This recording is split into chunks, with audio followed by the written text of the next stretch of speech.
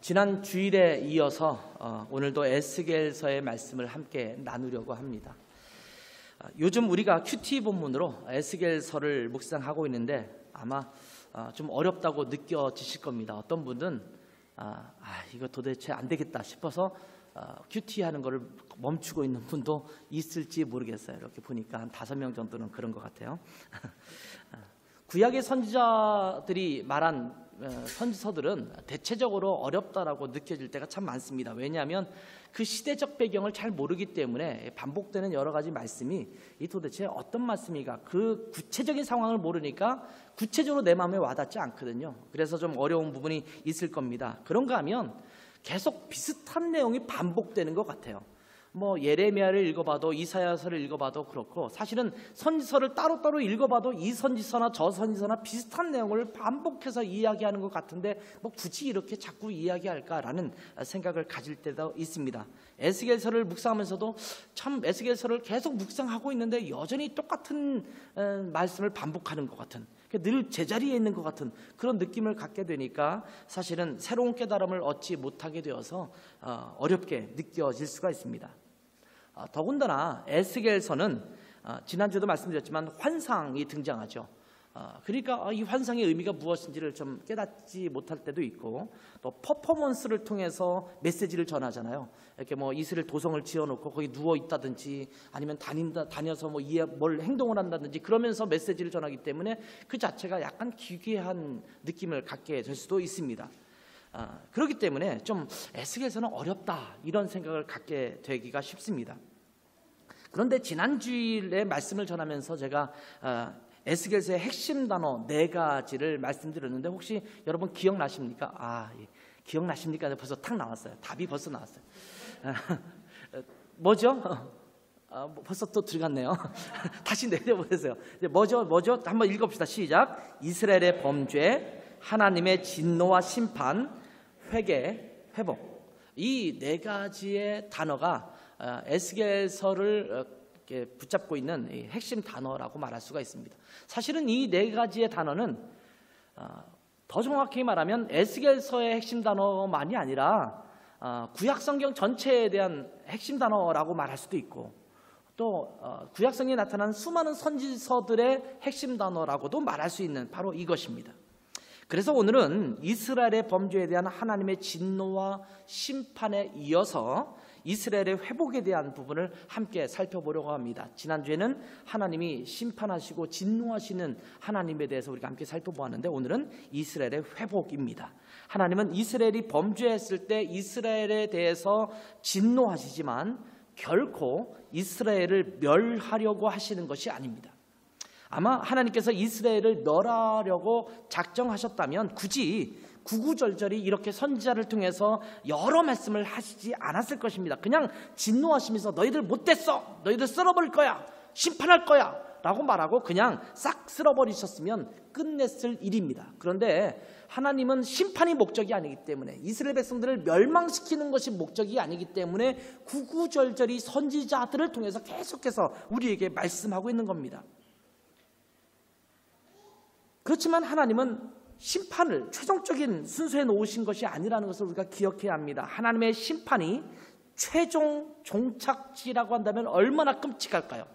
우리를 향해서 바라보고 계시는 하나님이 우리를 향해서 너희들의 최종적인 목적지는 심판이야 라고 한다면 희망이 없을 겁니다. 그런데 하나님은 심판으로 끝을 내시려고 하는 것이 아니라 심판을 통해서 하시려는 궁극적인 목적지가 따로 있다라는 겁니다. 그러면 하나님께서 이스라엘을 심판하시고 죄지은 인간을 심판하시는 목적이 무엇일까요? 하나님의 심판의 목적이 무엇인지는 선지자들을 통해서 잘 드러나고 있습니다. 오늘 읽은 본문을 통해서도 하나님의 심판의 목적이 무엇인지를 분명하게 잘 보여주고 있습니다. 21절과 22절은 하나님의 심판의 목적을 우리에게 보여주고 있는데요. 한번 같이 읽어볼까요? 시작. 내가 내 영광을 여러 민족 가운데에 나타내어 모든 민족이 내가 행한 심판과 내가 그 위에 나타낸 권능을 보게 하리니 그날 이후에 이스라엘 족속은 내가 여호와 자기들의 하나님인 줄을 알겠고. 21절 보면 하나님의 심판을 통해서 보여주시는 것이 뭐냐면 하나님의 권능입니다. 너희들이 그렇게 멋대로 살면, 죄악 가운데 살면 내가 너희를 심판할 수도 있어. 그 정도 내가 권능이 있는 자야 라고 하는 하나님의 권능을 보여주세요. 그리고 이어지는 22절을 보면 이를 통해서 결국 이스라엘이 하나님을 알게 될 거다. 더 정확하게 말하면 하나님을 제대로 알게 될 거다. 하나님이 어떤 분이신지 알게 되는 것이 이 심판을 통해서 나타날 것이다 라고 말씀하고 있는 거예요. 하나님의 심판은 하나님이 어떠한 분이신지를 분명히 보여주는 과정이라고 말할 수가 있습니다. 하나님의 심판을 통해서 온 세상이 하나님의 주권 아래 있음을 보여주고 있는 것입니다. 이 모든 세상을 다스리고 있는 하나님의 권능을 우리 가운데 보여주고 있습니다. 여러분, 이스라엘이 바벨론으로 잡혀간 것은, 이 아수르로 잡혀간 것은, 이스라엘이 멸망하게 된 것은 바벨론이 강해서가 아닙니다. 아수르가 강해서가 아닙니다. 그들이 범죄했기 때문에 그들이 멸망당한 것이고 바벨론에 잡혀간 것입니다. 물론 그 당시에 아수르 또 바벨론이 이스라엘보다 매우 강력한 나라였던 것은 분명합니다. 그러나 그 힘의 논리에 의해서 이스라엘이 멸망당한 것이 아니라는 말씀입니다. 단순히 정치적인 힘의 논리만이 아닌 하나님의 주권이 그 안에 녹아져 있음을 하나님께서 말씀하고 있다라는 겁니다. 이스라엘의 주변 국가가 이스라엘보다 강력했던 시절은 자주 있었던 역사입니다. 그럼에도 불구하고 하나님은 이스라엘을 지켜주실 때가 참 많았습니다. 다른 나라가 더 강했음에도 불구하고 하나님은 계속 이스라엘을 보호하시고 지켜주시는 은혜가 있었다라는 것입니다. 이스라엘의 국력이 강했느냐 또 약했느냐가 아니라 이스라엘이 하나님 앞에 신실했느냐 신실하지 않았느냐에 따라서 이스라엘의 운명이 항상 갈렸던 것을 우리는 이스라엘의 역사를 통해서 알 수 있다는 겁니다. 23절과 24절을 보세요. 여러 민족은 이스라엘 족속이 그 죄악으로 말미암아 사로잡혀 갔던 줄을 알지라. 그들이 내게 범죄하였으므로 내 얼굴을 그들에게 가리고 그들을 그 원수의 손에 넘겨 닭칼에 엎드리지게 하였다. 이렇게 말합니다. 이스라엘이 그 죄악으로 말미암아 사로잡혀 갔다. 이렇게 말합니다. 그리고 하나님께서 내 얼굴을 가리었다. 이렇게 말씀하고 있습니다. 그 얼굴을 가리시겠다라는 것은 얼굴을 안 보겠다라는 겁니다. 안 보시겠다라는 겁니다. 돕지 않겠다라는 말입니다. 힘들고 어려움에 있음에도 불구하고 내가 등을 돌려서 바라보지 않겠다라는 겁니다. 방임하겠다라는 말씀입니다. 이스라엘의 죄 때문에 그 진노와 부끄러움으로 인해서 얼굴을 가리시겠다라는 것입니다.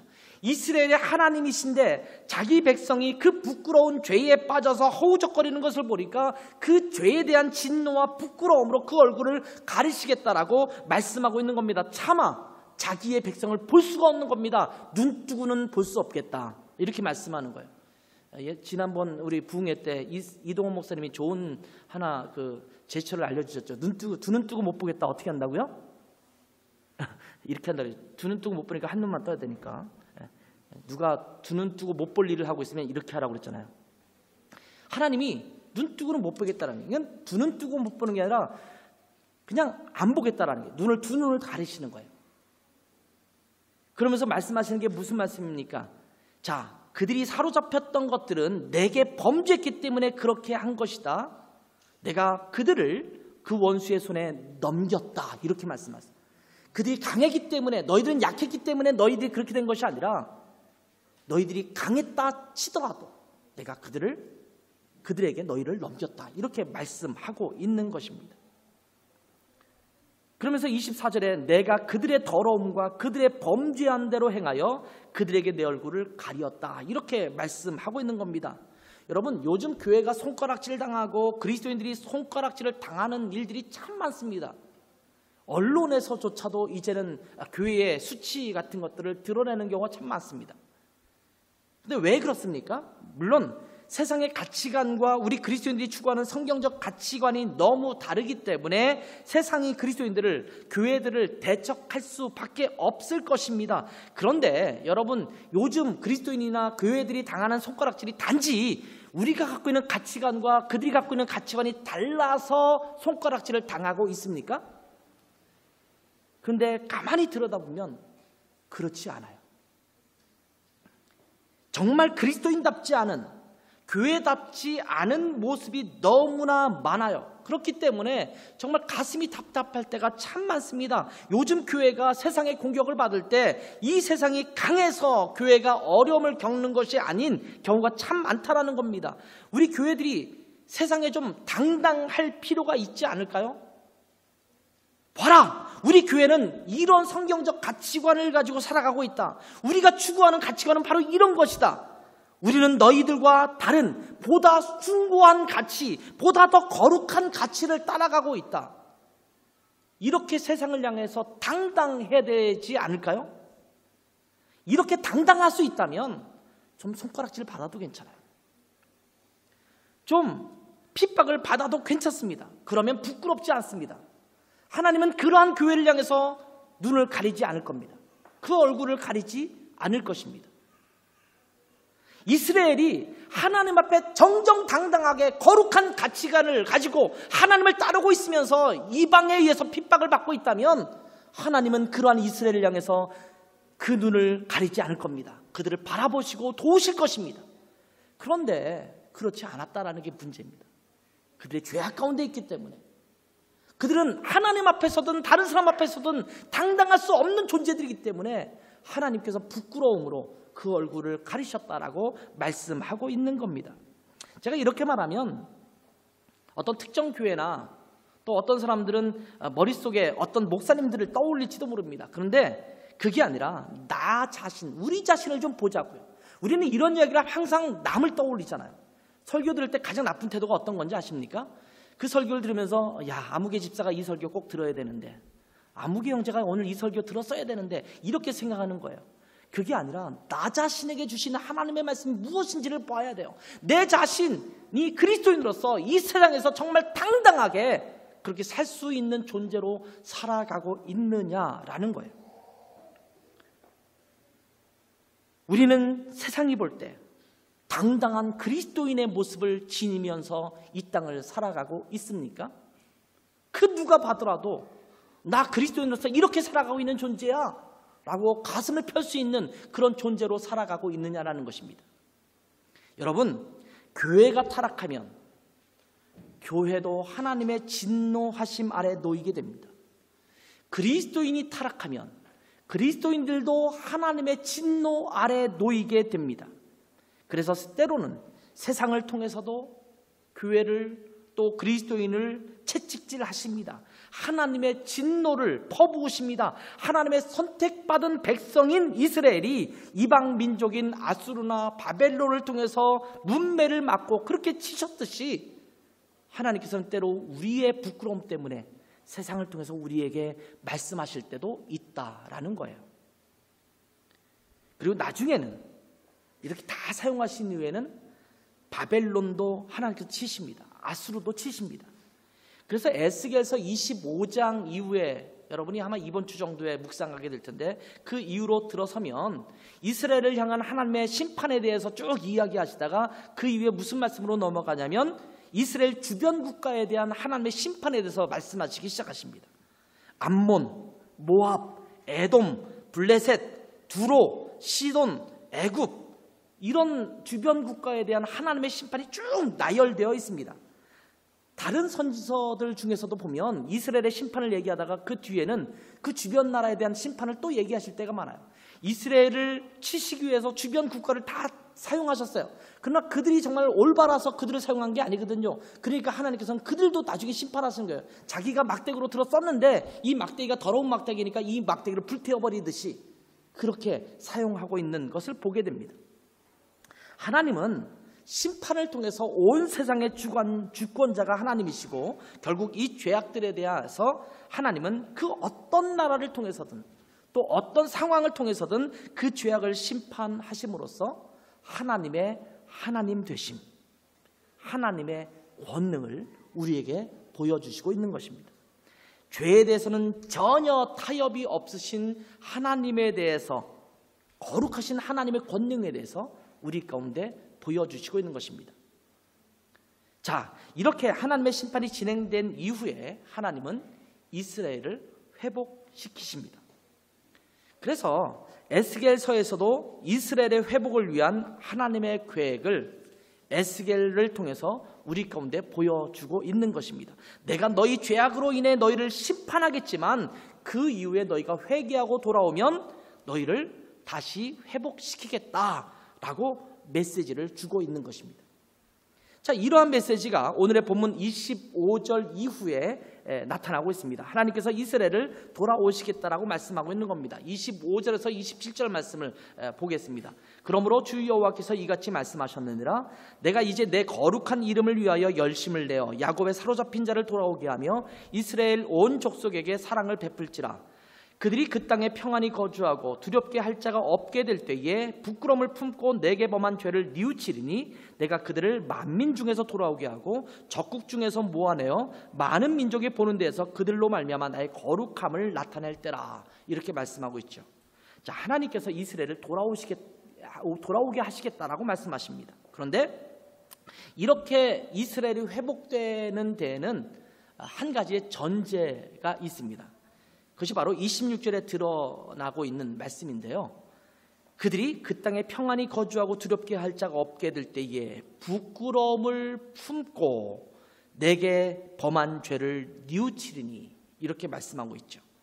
이스라엘 백성이 부끄러움을 품고 하나님께 범한 죄를 뉘우치는 때, 이때 하나님께서 그들을 되돌려 주시겠다 이렇게 말씀하고 있습니다.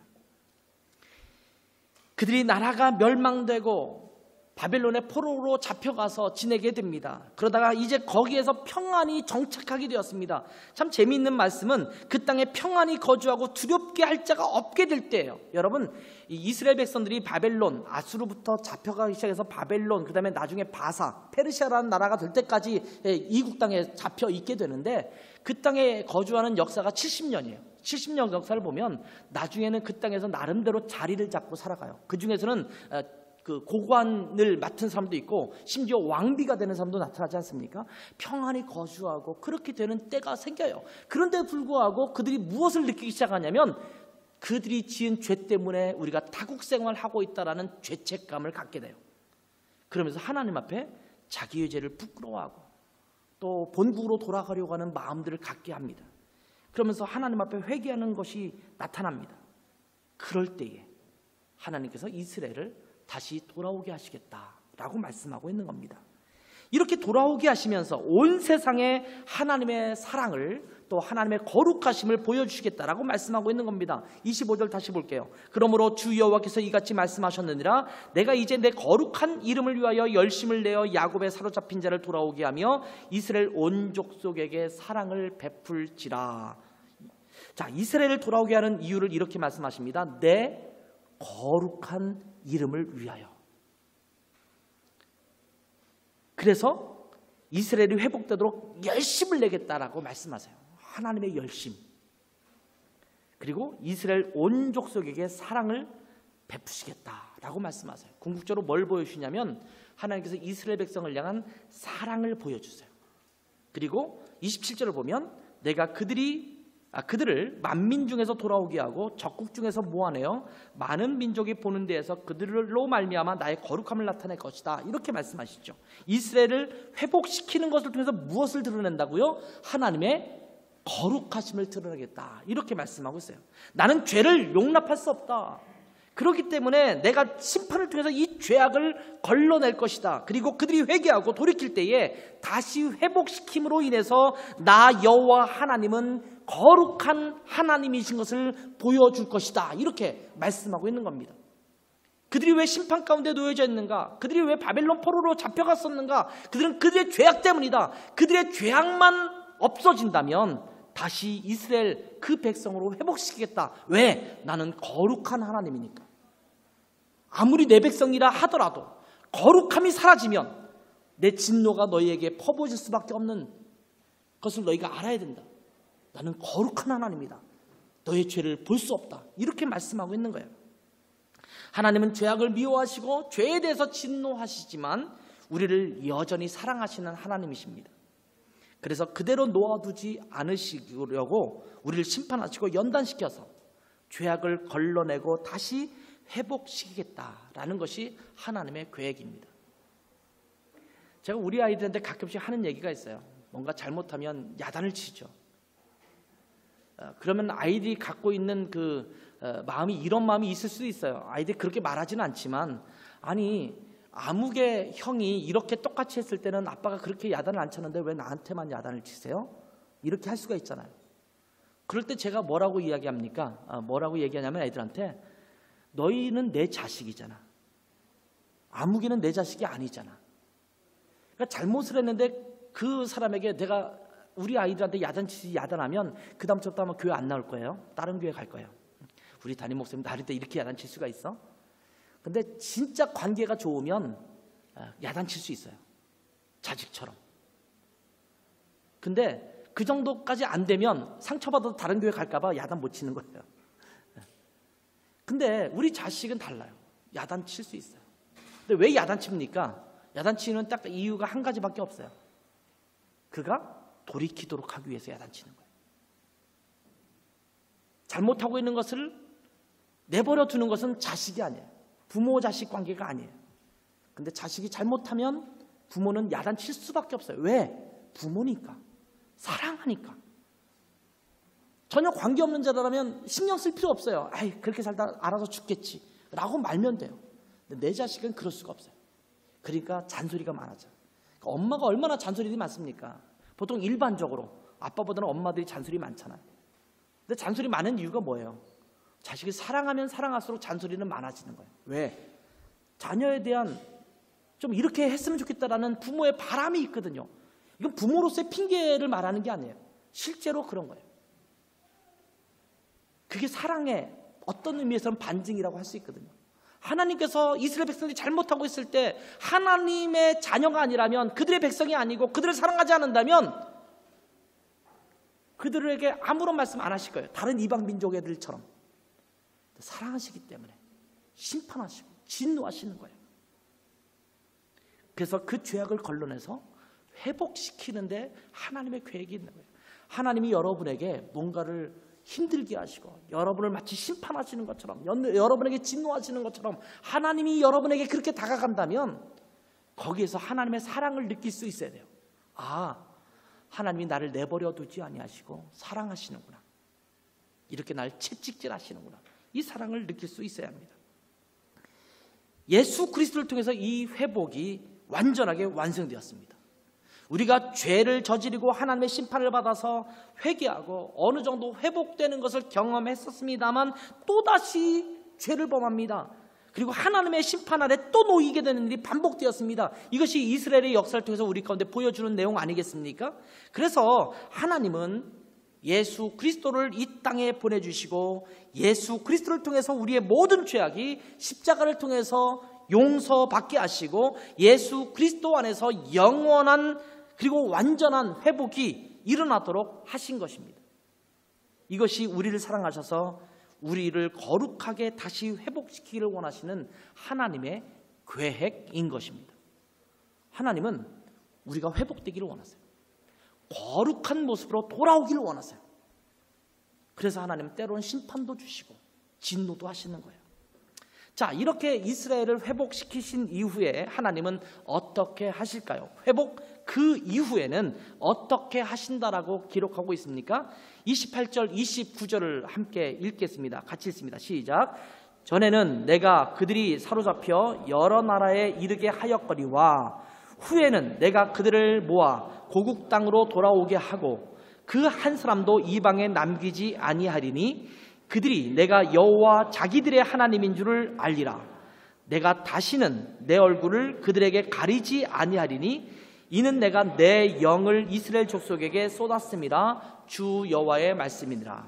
자, 이제는 얼굴을 가리지 않겠다 이렇게 말씀하십니다. 영원히 우리를 향해서 바라보시는 영원한 우리의 하나님이 되시겠다라고 말씀하십니다. 한 사람도 이방에 남기지 않겠다라고 말씀하시면서 내 영을 이스라엘에게 쏟아놓겠다 이렇게 말씀하십니다.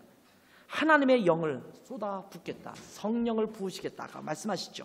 자, 우리가 예수 그리스도를 위해서 거듭나서 하나님의 자녀됨을 회복한 이후에 예수님께서는 우리에게 성령을 부어주십니다. 그리고 성령이 우리 안에 내주하시게 됩니다. 그래서 더 이상 우리가 이방 나라에 남아있지 않게 됩니다. 예수 그리스도로 인해서 거듭나고 성령이 우리 안에 임하신 이후로는 우리가 더 이상 타락할 수가 없어요. 거룩함에서 벗어날 수가 없어요. 하나님으로부터 떨어져 나가지 않습니다. 왜? 우리 안에 내주하시는 하나님은 영원히 거하시기 때문입니다. 영원한 하나님의 자녀가 된 것입니다. 그래서 우리가 성령님으로 인해서 이 거룩함을 계속적으로 유지하도록 하시겠다라고 말씀하고 있는 겁니다. 이것이 하나님께서 우리를 향해서 갖고 계신 회복의 계획이고 회복을 통해서 우리가 누리게 될 거룩함의 축복인 것입니다. 에스겔서는 37장에 나오는 마른 뼈들이 회복되어 살아나는 그 환상을 보여주십니다. 아까도 찬양을 부를 때 엘리야, 지금은 엘리야 때처럼 이렇게 시작하는 노래가 있었잖아요. 거기 2절 보면 에스겔의 환상에서 나오면서 이 마른 뼈들이 살아나는 그 노래를 잠깐 불렀어요. 마른 뼈였지만 거기에 살이 붙고 생기가 붙어서 움직이는 생명력 있는 사람이 되게 하는 환상을 에스겔에게 보여주죠. 그게 에스겔서 37장이에요. 40장 이후로 넘어가면 이스라엘의 성전을 아주 구체적으로 잘 보여주세요. 다시 건축되는 성전들의 모습을 보여주면서 하나님과의 관계가 회복되는 것을 또 적나라하게 보여주십니다. 그러면서 47장에는 무엇이 나오냐면 성전 동쪽 문 쪽에서부터 물이 흘러나오기 시작해서 큰 강을 이루는 그러한 모습을 보여주면서 그 강 때문에 주변에 있는 모든 나무들이 살아나고 또한 식물들이 살아나고 물고기들이 살아나는 그런 환상들을 또 보여주십니다. 하나님의 나라가 다시 회복될 것임을 보여주는 것이 에스겔서의 후반부의 내용이에요. 너희가 범죄했다. 그래서 내가 너희에게 향하여 진노할 수밖에 없었고 하나님의 심판을 보여줄 수밖에 없었지만 이것이 끝이 아니다. 너희를 회복되기를 원한다. 너희가 거룩해지기를 원한다. 다시 돌아와서 하나님의 은혜 안에 그 풍성한 거룩함을 누리기를 원한다. 이것이 에스겔서가 우리에게 주고 있는 메시지입니다. 예수 그리스도와 성령님을 통해서 우리 하나님의 백성의 거룩함을 회복시키겠다고 말씀하시는 겁니다. 우리의 노력으로는 어렵거든요. 이스라엘 백성들이 계속 그랬거든요. 그렇기 때문에 성령님의 역사와 하나님의 말씀을 통해서 우리를 거룩하게 회복하시게 만드시는 축복을 주시겠다고 말씀하고 있는 것이 오늘 본문이에요. 너희를 돌아오게 한 다음에 한 사람도 이방에 남겨놓지 않고 내가 너희를 향해서 이제는 다시는 얼굴을 가리지 아니하고 내가 하나님의 영, 나의 영을 부어서 너희가 거룩한 삶을 끊임없이 유지하도록 너희의 노력이 아니라 성령님으로 인해서 그 거룩함을 유지하도록 내가 해주겠다라고 말씀하시는 것이 오늘 본문의 말씀입니다. 어쩌면 하나님의 진노와 심판은 암울한 것처럼 보일 수 있습니다. 우리가 어렵고 힘든 상황을 겪으면 암울하고 힘든 상황처럼 느껴져서 이 상황을 빨리 벗어나야 될 것이라고 여겨질지도 모릅니다. 그런데 여러분, 우리가 하나님의 백성이라면 반드시 기억해야 될 것은 이것이 끝이 아니라는 겁니다. 하나님의 진노와 하나님의 심판이 또 하나님께서 우리에게 때로 주시는 고통과 어려움이 이것이 끝이 아니라 회복을 향해서 우리에게 그 과정을 거치게 하신다라는 것을 기억해야 합니다. 그리스도인으로서, 교회로서 그 거룩함이 어그러지고 죄악에 자주 노출되어서 넘어지는 시대를 이 시대는 살아가고 있지 않습니까? 그런데 이런 시대에 우리가 성령으로 말미암아 하나님의 회복하게 하심으로 말미암아 거룩한 하나님의 회복을 맛보게 되기를 간절히 소망합니다. 우리 모두가 또 우리 교회가 이러한 하나님의 아름다운 회복을 향해서 나아가는 축복을 누릴 수 있기를 주님의 이름으로 축원합니다. 기도하겠습니다. 하나님 아버지, 이 시대를 향하신 하나님의 음성을 에스겔서를 통해서 저희가 듣습니다. 저희가 죄악 가운데 있었고 또 하나님을 배신하고 다른 것들을 따라가는 그런 어리석은 삶을 살고 있었지만 하나님께서 우리를 채찍질하시고 돌이키게 하셔서 다시 예수 그리스도의 그 거룩하신 은혜로 말미암아 우리가 회복되게 하시는 은혜를 주신 것을 참으로 감사합니다. 하나님, 어그러지고 죄악에 노출된 이 시대에 우리가 이제 하나님의 회복된 백성으로서의 거룩한 삶을 온전히 살아가는 저희들 되게 도와주시고 이 세상을 향하여 당당하게 하나님의 거룩함을 보여주며 살아갈 수 있는 저희 그리스도인들 또 교회들이 될 수 있도록 축복하여 주시옵소서. 그 은혜를 주님 우리 가운데 부어 주시옵소서. 감사하며 예수님의 이름으로 기도했습니다. 아멘.